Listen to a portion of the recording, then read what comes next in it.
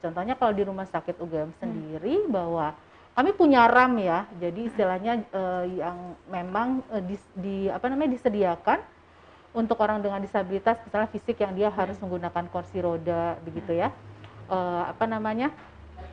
dia tidak harus naik tangga atau kesulitan untuk naik lift gitu.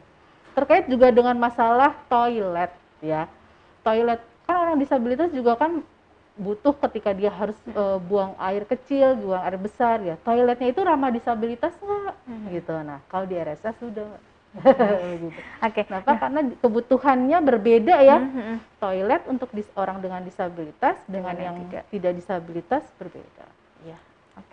Nah mungkin terkait dengan ini dok, terkait dengan disabilitas yang kesehatan jiwa ini dok, apa sih permasalahan-permasalahan yang mungkin yang sering dialami? Apakah mungkin tadi seperti stigma negatif atau seperti apa dok? Mungkin yang meresahkan membuat difabel ini?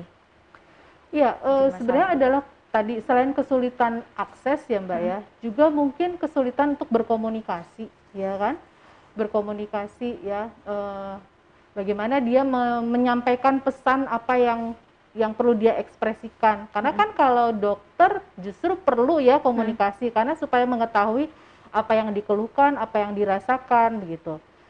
Nah, untuk disabilitas bicara, mungkin kita memang perlu seorang pendamping begitu ya, atau misalnya seorang translator ya untuk menerjemahkan apa yang dia ingin sampaikan begitu. Kalau untuk disabilitas yang misalnya netra, kita kan bisa bicara langsung ya. Untuk disabilitas fisik juga kadang bisa isyarat juga kan untuk yang disabilitas tuli ya Mbak. Nah, itu juga memang perlu translator ya Mbak. Ya. Terima kasih Dokter Tika. Kita akan kembali menyapa Tribuners. Ini sudah ada pertanyaan yang masuk lagi. Ini Tribuners, terima kasih Tribuners yang telah menyaksikan live streaming ini. Ini ada pertanyaannya selanjutnya adalah, apakah pasien dengan gangguan mental bisa sembuh sampai lepas menggunakan obat? Silakan dokter. Sebenarnya kalau masalah obat, kita bicara kesembuhan harus ada suatu konsensus bersama gitu ya. Dikatakan sembuh atau pulih, paradigma terbaru itu bukan dilihat dari minum obat atau tidak minum obat, tapi bagaimana kualitas hidupnya menjadi lebih baik, gitu ya. Maksudnya adalah kalaupun misalnya dia minum obat, karena begini Mbak, ketika dia tidak minum obat, apakah dia masih tetap bisa berkualitas baik? Kalau itu bagus, baik, bisa berjalan dengan lancar, nggak masalah gitu. Tapi ada beberapa pasien, karena ini sifatnya kan individual ya Mbak, ada beberapa pasien yang dia memang harus minum obat, walaupun dengan dosis yang minimal, tapi kualitas hidupnya baik. Nah, pilih yang mana tuh? Jadi kan memang dilihatnya bukan sembuh dari terkait masalah obat, tapi bagaimana kualitas hidup seseorang itu menjadi lebih baik. Lebih baik. Nah, itu paradigmanya sudah internasional ya, bukan hanya dari sisi jiwa saja ya, tapi gangguan-gangguan yang lain. Nah, mungkin tadi kan bagaimana kualitasnya biar dia lebih baik. Nah, mungkin untuk pasien dengan gangguan jiwa seperti itu, bagaimana sih dok untuk meningkatkan kualitas hidupnya mereka agar lebih baik itu dok? Ya, pertama adalah dia mempunyai insight yang baik dulu nih terhadap gangguannya gitu ya. Bagaimana menyikapi, dia menerima dulu, itu adalah bagian dari keterbatasannya dia gitu ya, terkait dengan masalah-masalah kejiwaan. Kemudian tentu saja perlu yang namanya terapi-terapi yang lain gitu ya, misalnya terapi non obat ya, psikoterapi ya, konsultasi untuk memperbaiki mekanisme terhadap konfliknya, sehingga seseorang mempunyai kemampuan untuk mengatasi masalah atau coping begitu ya, dengan lebih baik begitu. Karena salah satu orang ciri sehat jiwa itu adalah mampu mengatasi konflik-konflik dalam hidupnya. Mampu menyelesaikan, mampu menerima juga dong, menerima dirinya gitu. Selanjutnya ini dok, pertanyaan selanjutnya adalah, apakah gangguan mental ada kemungkinan dari faktor genetik dok? Ya, kalau dilihat yang baru diketahui ya Mbak, bahwa yang berkaitan dengan faktor genetik itu ada gennya, saya lupa gennya nomor berapa gitu, terkait dengan masalah gangguan skizofrenia begitu ya. Tapi kalau untuk gangguan mental jenis depresi, cemas gitu ya, itu belum ketemu tuh genetiknya di mana begitu ya. Untuk genetik saja untuk yang gangguan jiwa berat begitu ya. Kan kita tahu ya kembar apa namanya identik gitu ya, yang sama persis ya dari satu indung telur, satu sperma kemudian membelah gitu ya, jadi kembar identik gitu ya.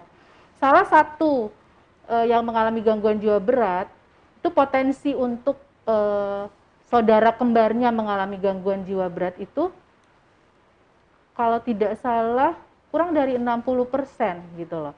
Jadi begitu hubungannya sudah jauh, entah itu bapaknya, kakeknya, temannya, kan makin kecil kan? Makin kecil. Ya, seperti itu, Mbak.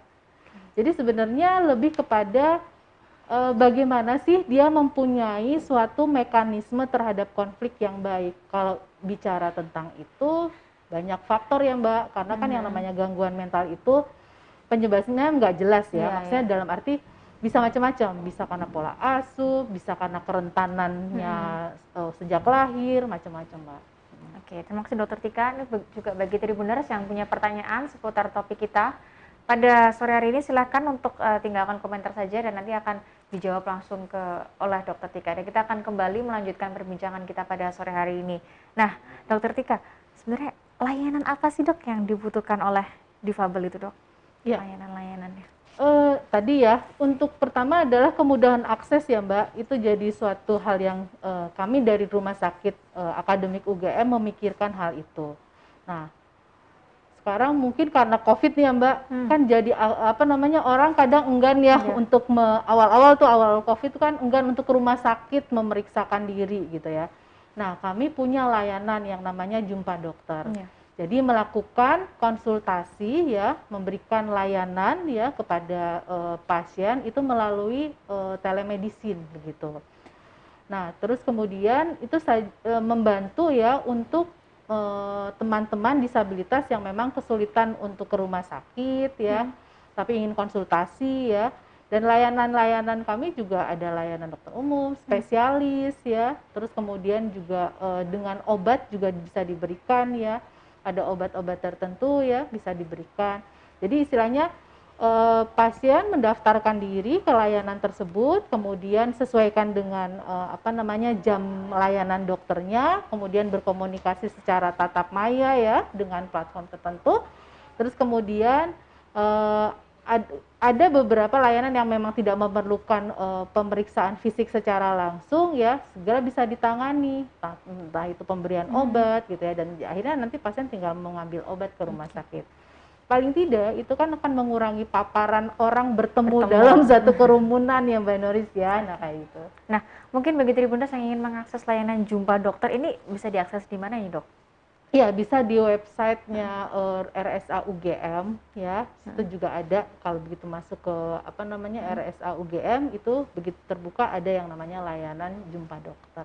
Ini layanannya 24 jam Dok atau ada jam khusus layanannya Dok ya? Iya, nanti apa namanya layanannya itu kan masuk ke dalam websitenya ya Mbak, nanti kemudian mengisi formnya gitu ya, nanti terus kemudian terhubung